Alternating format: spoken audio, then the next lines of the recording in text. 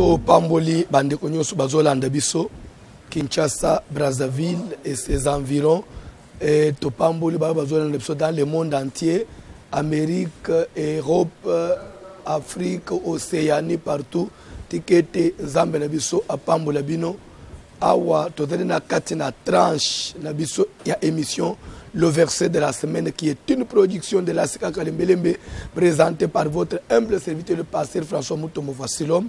Le verset de la semaine, c'est une émission qui est tournée tous les dimanches. Pourquoi le choix de la journée de dimanche, comme on a l'habitude de dire, dimanche, grand jour de culte, dimanche, premier jour de la semaine, dimanche, oyo dans la plupart, il y a l'habitude de passer dans Zambé, jour, bandaka, soit introduction à grand séminaire, soit clôture na yango.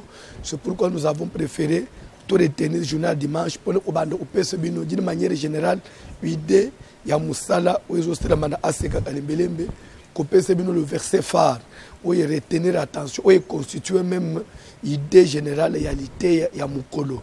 C'est pour vous dire que le dimanche 27 janvier 2018, verset Nabiso Tozalina Mukanda, dans le deuxième livre de Chroniques, chapitre 7, à partir du premier verset, qu'on a tout mon Bible que Salomon, après qu'il ait Silisa, après qu'on achevé, qu'on prier, Nasima, gloire à Nzambe, moto kitina lola, na gloire à Nzambe et tumbi mbeka. Après avoir prié, nde moto kiti, pe gloire à Nzambe. Après il y a une Kobosa na teke thème tozolo belemi olezali la dédicace de l'année 2019. Et tolobaki na point moko na kati na enseignement en quoi consiste la dédicace. La dédicace c'est d'abord la prière et après ce sont des sacrifices. La prière et le sacrifice. Salomon après avoir prié des mots pour consommer le sacrifice. C'est que après la prière de Salomon il y a dédicace à Tempelo à présenter un sacrifice. Et dans ce moment, qui peut être un sacrifice. Et dans le symbole, il y a une prière, il y a un donc dans la dédicace, il y a deux choses, et ça vraiment fondamental, la prière et le sacrifice. Donc c'est ça qui tranche la prière, à Autobandi maintenant, c'est maintenant il y a sacrifice. C'est quoi sacrifice? Et qu'est-ce qu'on peut sacrifier? Et on sacrifie pour quel but? Et à qui on sacrifie? Donc vraiment, ils allaient, quel type de sacrifice? Ils allaient enseignement beaucoup Hollanda. Ils allaient vraiment, d'une manière générale, Kobo Sanatek adresse à Nabiso Avenue, Kalembelembe numéro 72, dans la commune de Kinshasa. Kalembelembe 72, dans la commune de Kinshasa, non loin de la maison communale de Kinshasa. Bande Union Sobozolandanga Kinshasa, partout, Kwenyo Sokozala, Soko commune la maison communale à Kinshasa.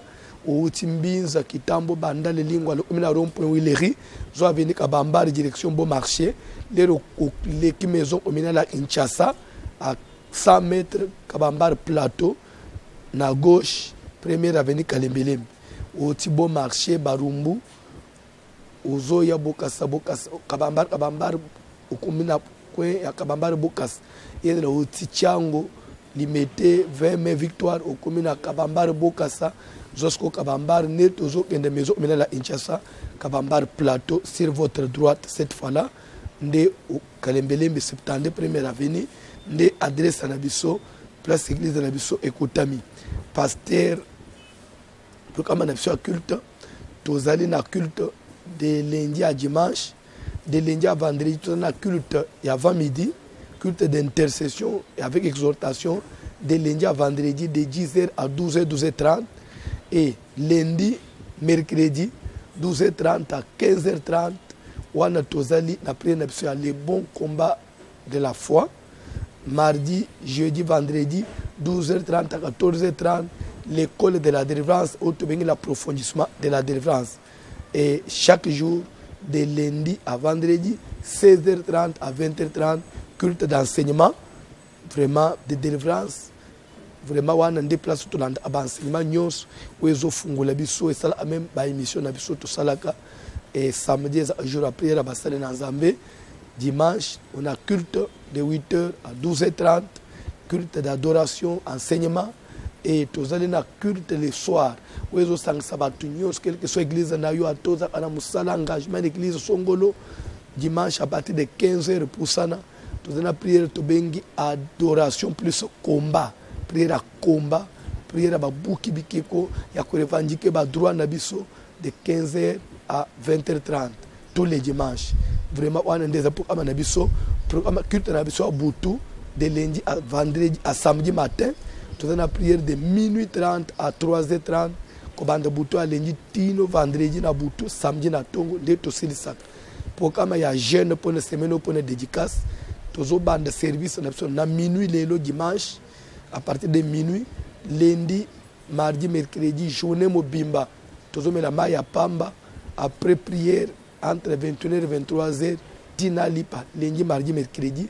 À partir de mercredi na butu to banja sec ti samedi na tongo wana ezali l'avant-dernière semaine nde programme na biso kolo pambole bino place nyoso besoin mpe bolandi biso na pamboli kona na machine na technique ba pale konzi assister na Léon na montage na caméra nde on attend pe nde Dieu merci kolo pambole bino to otani dimanche prochain ciao.